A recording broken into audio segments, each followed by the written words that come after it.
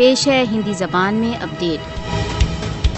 مودی शासन ने भारत द्वारा अवैध रूप से अधिकृत जम्मू कश्मीर में मुस्लिम जनसंख्या के विरुद्ध एक सांस्कृतिक संघर्ष छेड़ा हुआ है। भारत द्वारा अवैध रूप से अधिकृत जम्मू कश्मीर को एक मुस्लिम बहुसंख्यक राज्य से एक हिंदू बहुसंख्यक क्षेत्र में परिवर्तित करने के लिए प्रत्येक संभव प्रयत्न कर रहा है।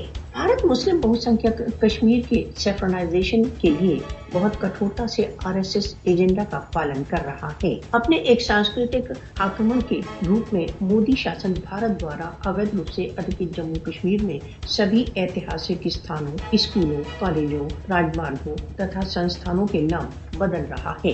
भारत सरकार की नाम बदलने की इस कार्यवाही का लक्ष्य भारत द्वारा अवैध रूप से अधिकृत जम्मू कश्मीर में मुस्लिम संस्कृति तथा उसके सभी चिन्हों को मिटा देना है। भारत द्वारा अवैध रूप से अधिकृत जम्मू कश्मीर के हिंदूकरण का लक्ष्य हिंदू तथा हिंदुत्व जीवन की स्थापना करना है। कश्मीर में पूर्व इस्लामी हिंदू सभ्यता की स्थापना बीजेपी आरएसएस का अंतिम लक्ष्य है।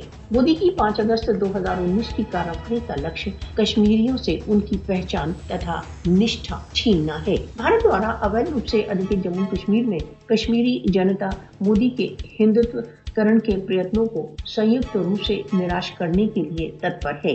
भारत द्वारा अवैध रूप से अधिकृत जम्मू कश्मीर की जनता कुछ भी हो अपनी अपूर्व पहचान की रक्षा के लिए दृढ़ संकल्प है।